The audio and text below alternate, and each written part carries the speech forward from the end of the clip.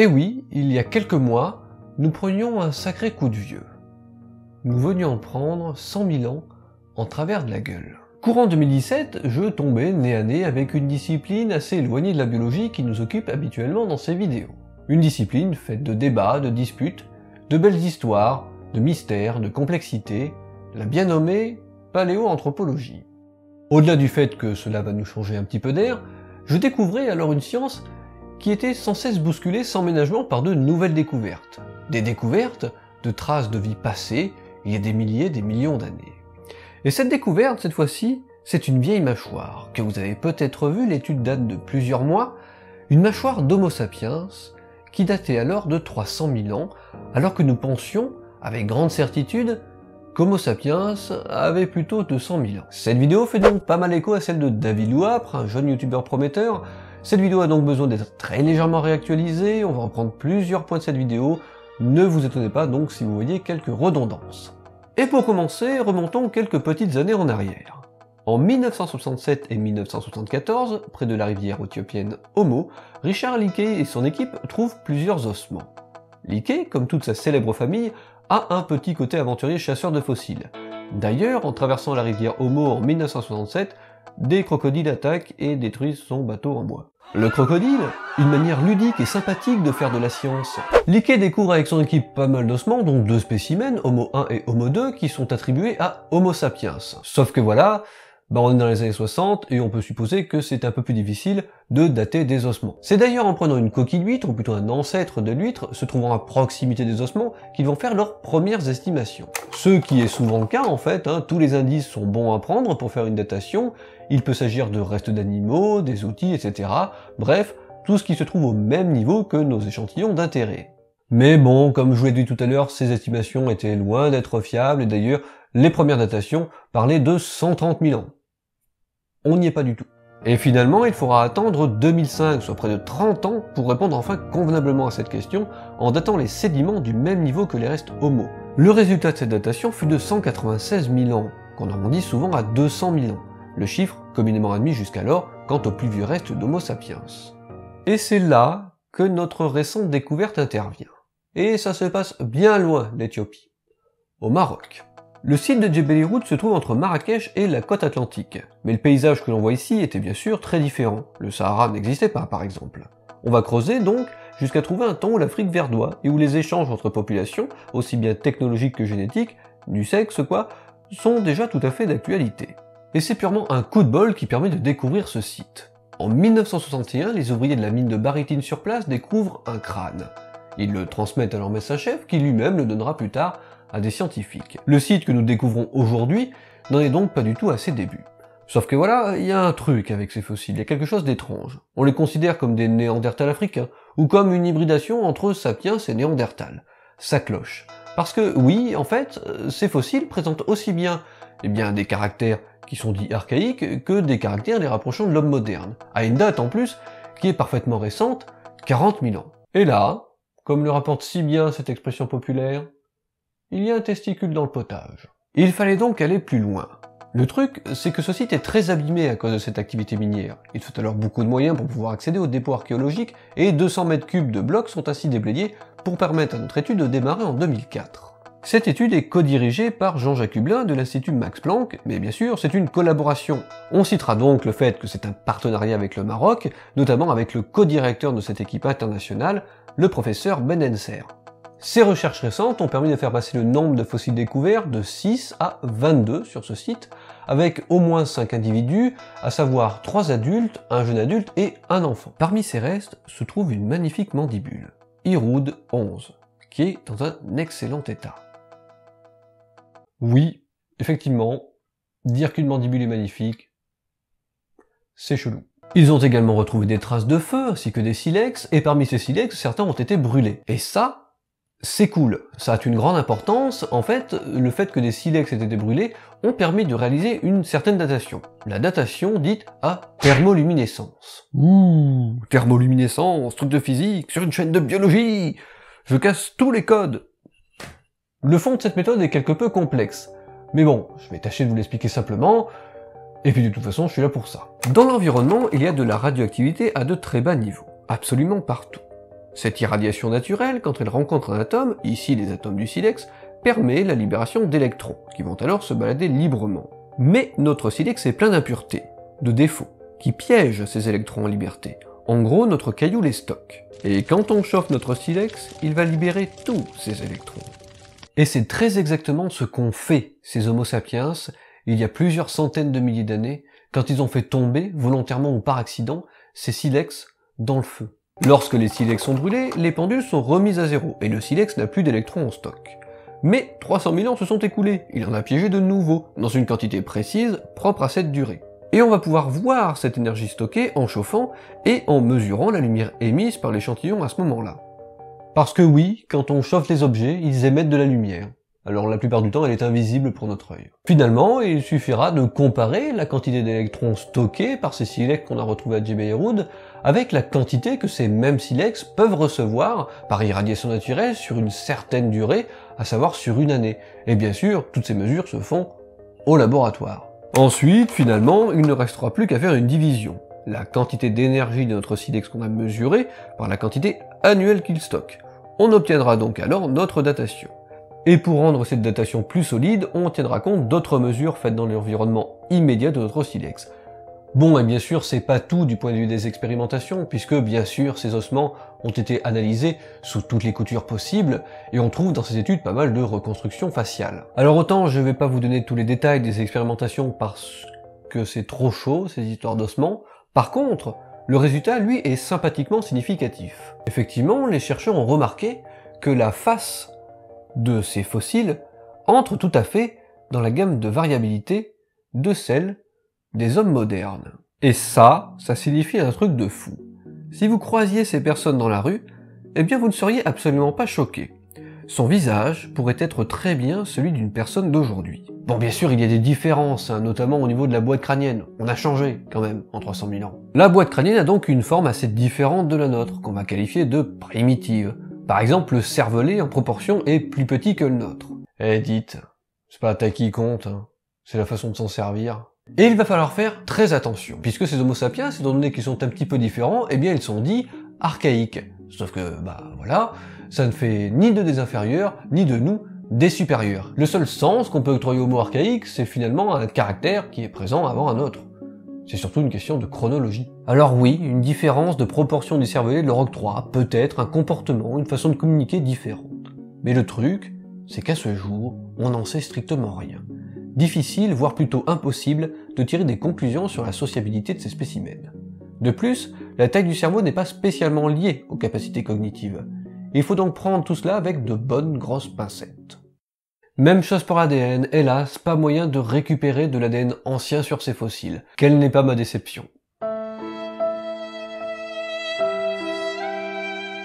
Et oui, pour réussir l'exploit de récupérer de l'ADN ancien, eh bien il faut quand même réunir de bonnes conditions, et en l'occurrence, la chaleur, ça n'aide pas spécialement à la bonne conservation de l'ADN. Mais vous allez me dire, ok, mais qu'est-ce que ça change tout ça? 100 000 ans, déjà, de plus. Mais si vous n'aviez pas compris ça à ce stade de la vidéo, je suis un peu embêté pour vous, quoi, voilà. Par contre, d'aucuns diront peut-être que c'est attendu ou négligeable, mais moi je trouve que ça change quelque chose qui n'est pas totalement anodin. Et pour bien comprendre ça, il va falloir que nous reprenions quelques bases. Et pour reprendre ces bases et comprendre ce que l'on voit maintenant, il va falloir comprendre un petit peu ce qui s'est passé avant.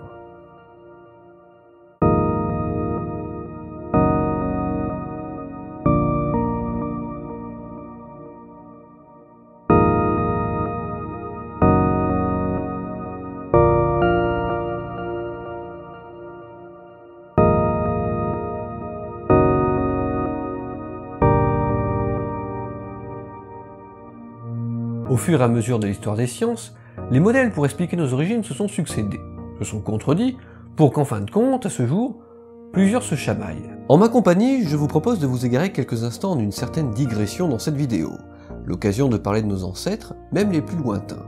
D'ailleurs, notre voyage dans le temps commencera bien loin, auprès de ce fossile retrouvé en 2001, Toumaï. Toumaï a 7 millions d'années, donc il n'est pas du tout un Homo sapiens.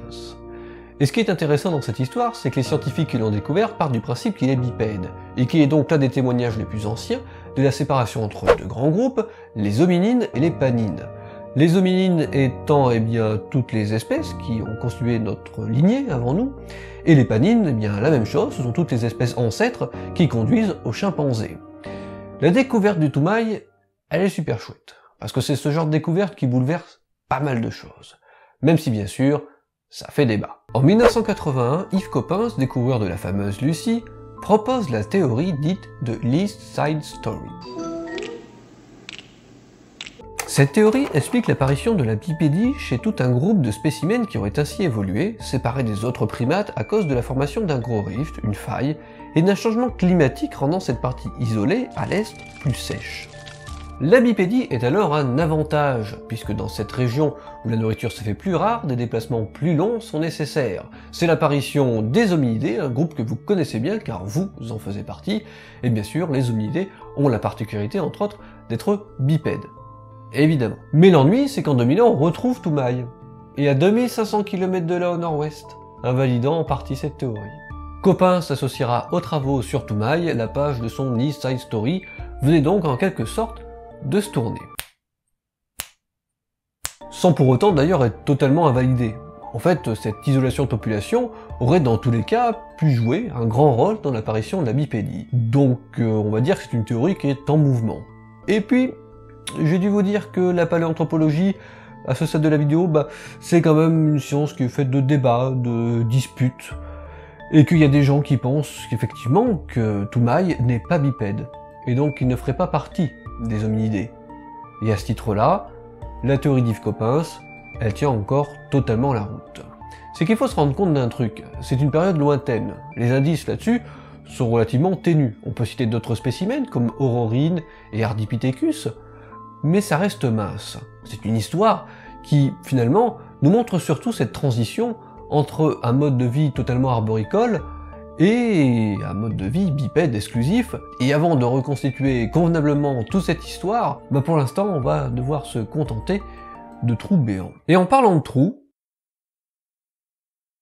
c'est entre autres en regardant le trou occipital que l'on détermine la bipédie. Concernant Toumaï, ce trou est en position qu'on pourrait qualifier d'intermédiaire. Il faudrait donc d'autres éléments pour appuyer cette bipédie. Éléments bien sûr que nous n'avons pas.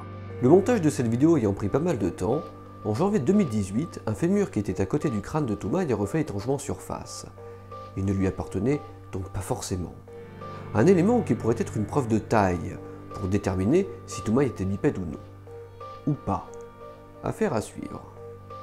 Après Toumaï, qu'avons-nous? Eh bien tout un tas d'espèces d'hominidés, comme les Australopithèques par exemple. L'une des espèces les plus connues est celle de Lucie, Australopithecus afarensis. Lucie donc, j'insiste, n'est pas une Homo sapiens, elle est une cousine qui a vécu il y a plus de 3 millions d'années. On est loin du compte. L'image de ce squelette assez complet de notre cousine a fait le tour du monde, et montre une bipédie, mais pas forcément exclusive à 100%. Bien, maintenant que nous avons vu quelques ancêtres hominidés, je vous propose de passer à l'apparition du genre Homo. Pour voir l'apparition du genre Homo, il faudra attendre moins de 2,8 millions d'années avant notre ère, avec les deux premiers représentants connus, à savoir Homo habilis et Homo rudolfensis, plutôt dans l'est de l'Afrique. Alors Homo habilis, c'est plutôt celui que vous connaissez, parce qu'il utilise des outils, il serait le premier du genre Homo à l'avoir fait. Par contre, est-ce qu'il est le premier à l'avoir fait dans le monde? Alors pas forcément, puisque Homo habilis est contemporain d'autres espèces d'hominidés qui sont aujourd'hui bien sûr disparues, à savoir les paranthropes. C'est un point intéressant que le suivant, car cela nous fait quelque peu descendre notre beau piédestal. Bien que nous tenons le genre Homo en grande estime, surtout quand il se termine par sapiens, eh bien il se pourrait tout à fait que d'autres espèces qui ne font pas partie du genre Homo aient utilisé des outils, et qui sait, peut-être même en ont fabriqué des développés. Là aussi, bien sûr, je prends quelques pincettes, les paléanthropologues ne sont pas tous d'accord. Le cas des paranthropes fait donc débat, on les suspecte aujourd'hui d'être utilisateurs et fabricants d'outils simples. Quant aux preuves formelles, il faudra encore attendre. Ensuite viennent deux espèces très intéressantes, Homo ergaster et Homo erectus. Homo ergaster est un petit peu moins connu, alors que pendant une période, il est contemporain d'Homo habilis, et Homo erectus est un nom à mon avis que vous avez déjà entendu, mais on évitera éventuellement, s'il vous plaît, les jeux de mots sur son nom. Merci d'avance. Vous aurez compris que les discussions au sujet des fossiles sont vives entre paléontologues, et les discussions autour de ces deux espèces représentent bien ces débats. Certains considèrent qu'Ergaster et Erectus sont les mêmes espèces. D'autres pensent qu'Erectus descend tout simplement d'Ergaster. Souvent, l'appellation Homo erectus regroupe les deux, et beaucoup pensent qu'Homo ergaster est juste l'Homo erectus se trouvant en Afrique, sachant qu'Erectus est celui qui se trouve en Asie. Paléanthropologie. Bon, maintenant que vous avez conscience de ce désaccord parmi tant d'autres, hein, je vais appeler tout le monde Homo erectus, et puis c'est pas si faux jusqu'à ce qu'ils se mettent tous d'accord. Voilà. Homo erectus mange de la viande. On l'associe souvent à une certaine augmentation significative de la taille du cerveau, même si nous venons de dire que finalement, ce n'était pas forcément lié aux capacités cognitives. Homo erectus fait également des campements, du feu, mais surtout, vous l'aurez compris quand j'ai causé de distinction géographique, il voyage.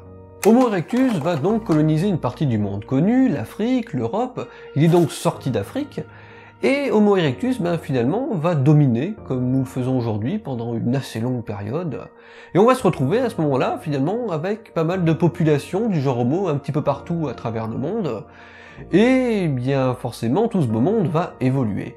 Et au fur et à mesure de l'évolution, de nouvelles espèces vont apparaître, comme par exemple, bien plus tard évidemment, Homo heidelbergensis, sans que je puisse affirmer, bien sûr, qu'il descende en droite lignée d'Homo erectus ou des autres espèces que j'ai pu citer auparavant. Homo heidelbergensis c'est un voyageur également, puisque on va le retrouver de l'Europe à l'Afrique. Il va être plus ou moins proche d'une espèce que vous connaissez pas mal, je pense, Néandertal, qui lui est plutôt une espèce européenne, et on peut parler aussi d'un autre cousin, l'homme de Denisova, qui lui se retrouvera un peu plus à l'est quand même. Alors attention, bien sûr, là je vous parle de ces trois espèces en même temps, ils ne descendent pas forcément les uns des autres, et puis surtout, ils n'ont pas vécu à la même période, donc prenez connaissance des dates que j'ai mis à côté des noms de ces espèces-là, ne mélangeons pas tout. Alors vous aurez remarqué que finalement j'ai cité quand même pas mal d'espèces, elles se succèdent au fil du temps, certaines apparaissent, certaines disparaissent. Alors, il faut avoir conscience que cette notion d'espèce-là est surtout paléontologique. C'est-à-dire que certaines espèces que j'ai citées pourraient très bien avoir pu se reproduire entre elles, avoir la capacité biologique de le faire. Il faut savoir qu'au sens biologique du terme, si on simplifie la définition d'espèce, normalement, quand on est d'une espèce différente, on peut pas se reproduire, voilà. Sauf que là, on n'en a pas la certitude. Donc c'est pour ça qu'on dit que ce sont des espèces au sens paléontologique du terme. Il faut surtout retenir que toutes ces espèces que j'ai citées sont toutes des cousines, plus ou moins proches. Et c'est surtout ça le truc important. Il est extrêmement difficile de dire que telle espèce descend en droite lignée d'une autre espèce. On peut juste dire qu'elles sont très proches. Et toutes ces espèces nous montrent surtout la variabilité du genre Homo, les différences entre elles, cette capacité à se répandre, et surtout, l'évolution au fil du temps de tous ces traits qui évoluent doucement. Et que non, l'homme moderne, il n'apparaît pas comme par magie du jour au lendemain. Et puis les espèces, faut vous dire que j'aurais pu vous en citer pas mal. L'homme de Flores par exemple, qui est d'ailleurs la preuve que c'est pas parce qu'on a un petit crâne qu'on peut pas utiliser des outils et qu'on n'a pas de bonnes capacités cognitives. Et puis il y en a d'autres, Homo antecessor, Georgicus, l'homme de Naledi, enfin toutes ces espèces qui bien sûr n'ont pas vécu au même endroit, ni au même moment, mais tout ça pour vous dire qu'il y a une réelle complexité, beaucoup de diversité, et que c'est pas juste une ligne toute droite avec 10 espèces qui s'enchaînent, non, c'est un buisson compliqué. Maintenant que nous avons parlé entre autres des espèces d'hominidés qui ont vécu avant nous, il est grand temps de parler du modèle qui fait relativement bien consensus aujourd'hui, concernant donc, vous savez qui, Homo sapiens. On parle du modèle dit de l'origine unique. C'est un modèle qui stipule qu'Homo sapiens vient d'une région assez précise en Afrique, et donc il y a plus ou moins 200 000 ans à l'origine, mais vous avez compris que ça a changé. Et pour comprendre ce modèle, et voir un peu sur quoi il s'appuie, il va falloir faire un petit tour du côté de la biologie. Enfin, ça y est! Ah, je commençais à ressentir des picotements là, le manque. Mais alors là, vous êtes en droit de me demander, pourquoi ce serait ce modèle-là et pas un autre? Parce qu'effectivement, ce modèle de l'origine unique est relativement celui qui fait le plus consensus aujourd'hui, mais vous êtes en droit de vous poser la question, surtout que juste avant, je vous ai dit qu'il y avait d'autres espèces qui ont vécu avant Homo sapiens, d'autres hominidés, qui étaient un petit peu partout, Homo erectus avait voyagé, donc après tout, pourquoi Homo sapiens, aurait émergé seulement en Afrique et pas, je sais pas moi, ailleurs, ou partout en même temps. Et en fait, si je vous parle du modèle de l'origine unique, c'est parce qu'il trouve un argument de taille. De taille parce que l'argument est gros, par contre il s'appuie sur quelque chose de très petit. Il s'appuie sur quelque chose que nous avons tous dans nos cellules, à savoir la mitochondrie. La mitochondrie est l'un des composants de vos cellules, ce qu'on nomme un organite. Elle est surtout connue car elle participe à la fabrication d'énergie dans vos cellules. Ce qui nous intéresse ici, c'est que la mitochondrie possède son propre génome. C'est ce qu'on appelle l'ADN mitochondrial. Il est donc différent de l'ADN qu'on trouve dans le noyau de vos cellules. Maintenant, c'est le moment de la vidéo où vous participez un tout petit peu. Je vais vous poser une question. Est-ce que vous savez d'où proviennent vos mitochondries? Non? Pas d'idée? Eh bien, elles viennent d'un seul endroit. Un endroit auquel vous devez beaucoup de choses. Vos mamans. Et oui, au moment de la fécondation, seul l'ovule fournit les mitochondries lors de la formation de la cellule œuf. Le spermatozoïde, lui, a vu tout son matos se faire dégrader. Donc, ça signifie que les mitochondries et l'ADN mitochondrial ne se transmettent tout au long de générations que de mère à fille. Ces messieurs ne transmettant pas les mitochondries et l'ADN qui va avec à la descendance. Maintenant, imaginez, nous regardons l'ADN mitochondrial. Vous avez une maman A qui a 2 filles. L'une d'elles a une nouvelle mutation qu'on va noter M. On obtient 2 lignées, la lignée A et la lignée AM. Comme les hommes n'apportent pas de mitochondries, la reproduction ne permet pas les mélanges. Les mutations se conservent donc dans le temps, formant ces lignées. Mieux, ces mutations vont même s'accumuler au fil du temps, puis de nouvelles lignées vont apparaître, avec l'apparition de nouvelles mutations. Et c'est donc en étudiant cet ADN mitochondrial, en comparant les différents profils de mutations, en regardant toutes ces lignées, dans les différents groupes d'humains, eh bien que oui, on confirme que notre origine se trouve plutôt en Afrique. Au moment où Homo sapiens déboule, il y a des contemporains. Éventuellement, ceux qui sont descendants de la première sortie d'Afrique dont nous avons parlé tout à l'heure. Alors, bien sûr, ces espèces, certaines vous les connaissez, comme Néandertal, Denisova, Naledi, Flores, et peut-être que d'autres encore nous ne connaissons pas, peut-être que nous découvrirons de nouvelles espèces qu'Homo sapiens a côtoyées. Alors bien sûr, il les a peut-être plus ou moins côtoyées selon les espèces, autant spatialement que temporellement, mais on peut supposer qu'avec certaines d'entre elles, bien sûr, il y a eu des échanges de gènes, ce qui est une façon très pragmatique de dire du sexe. Concernant le sexe, on parle souvent des hybridations entre Néandertal et Sapiens, qui sont certainement parfaitement minimes au vu des résultats actuels, difficile de trouver plus de quelques pourcentages de génome de Néandertal chez un humain moderne. Je ne vous donne pas de chiffres délibérément, car tout dépendra de la personne et de la région dans laquelle nous vivons. Alors concernant la découverte des fossiles de Djebel Irhoud, eh bien ce que ça change, c'est que jusqu'à présent on pensait que l'origine d'Homo sapiens était plutôt à l'est de l'Afrique. Sauf que voilà, Djebel Irhoud c'est au Maroc, et le Maroc c'est pas à l'est de l'Afrique. Ce qui fait que pour Homo sapiens, maintenant on peut parler d'origine panafricaine. On va y revenir. Enfin, concernant la suite de l'histoire, vous la connaissez. Les sapiens vont petit à petit, sur plusieurs centaines de milliers d'années, de ceux qu'on nomme les sapiens archaïques aux sapiens modernes, s'installer partout au milieu de ces divers contemporains, comptant notamment sur une belle adaptabilité dans les conditions climatiques du moment. Il était important que vous compreniez que déjà, nous n'avons pas toujours été tout seuls. Et que, finalement, l'histoire évolutive qui a conduit jusqu'à nous, eh bien, est plus complexe qu'il n'y paraît, voire carrément est un bazar immense. Ce chemin qui a conduit jusqu'à nous, en général, on le décrit sous la forme d'un buisson.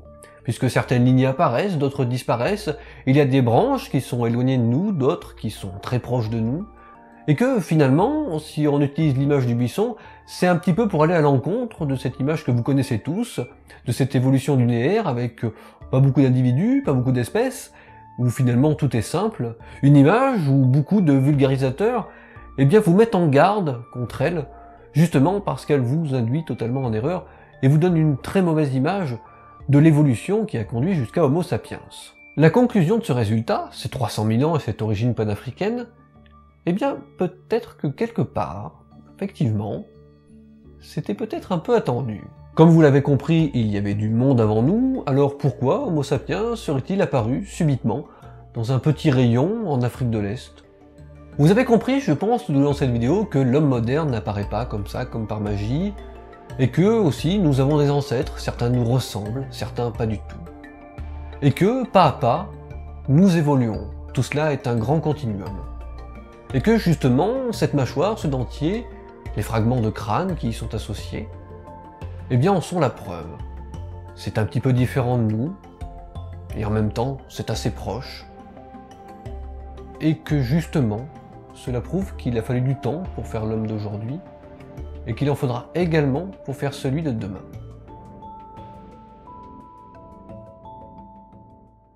Voilà, cette vidéo est terminée et c'est le moment des remerciements. Alors j'essaie de pas trop vous saouler avec ça, mais le pouce bleu, le partage sur les réseaux sociaux et puis auprès de vos amis, c'est super important. Le partage en particulier, c'est ça qui permet à la chaîne de progresser, et ça constitue pour moi un gros leitmotiv, donc n'hésitez pas. Et pour commencer les remerciements, je tiens à remercier donc Raphaël de la chaîne Archéocave. Donc n'hésitez pas à faire un tour sur sa chaîne, et si ça vous plaît, abonnez-vous, hein. Lui aussi, il a besoin de votre soutien. En tout cas, sans lui, ben, la vidéo serait certainement truffée d'erreurs. Donc, encore une fois, merci, voilà. Je dois aussi remercier absolument le Muséum d'Histoire Naturelle de Bruxelles. Parce que là, pour le coup, je galère quand même souvent avec des autorisations, des fois pour pas grand chose, mais quand même, c'est très long, c'est super chiant. Et là, en l'occurrence, c'est un endroit qui m'a été super accessible. C'est dommage que j'avais une caméra un peu naze pour faire ces images. Oui, c'est à toi que je parle, désolé. Et que, voilà, c'est super d'avoir un endroit accessible comme ça pour un vidéaste qui a pas beaucoup d'abonnés comme moi. Donc, j'ai envie de dire, merci beaucoup. Et enfin, bien sûr, je peux remercier David Louapre qui m'a permis d'utiliser un petit bout de son image. C'est la chaîne Science Étonnante, pour ceux qui connaissent pas, allez voir quand même, mais bon, là, si vous connaissez pas, c'est que vous le faites exprès. Et puis, sinon, il y a aussi un blog du Café des Sciences, que je tenais à mettre dans la description, parce que l'un de ces articles m'a vraiment pas mal aiguillé. C'est le blog Rock & Science, le lien est dans la description, il fait partie, comme moi, de l'association du Café des Sciences. J'en parle pas souvent, voire peut-être que j'en ai jamais parlé sur la chaîne, c'est une association dont je vous mets le site internet dans la description, qui regroupe plein de vulgarisateurs, passeurs de science, appelez ça comme vous voulez. Ce sont des vidéastes, bien sûr, mais aussi des blogueurs, des podcasteurs, des microblogueurs, des blogueurs tout court, mais je l'ai peut-être déjà dit. Enfin, voilà, allez y faire un tour, c'est bien. Sur ce, c'est vraiment fini, et je vous dis donc à bientôt pour un prochain épisode de l'Envers de la Blouse. Salut.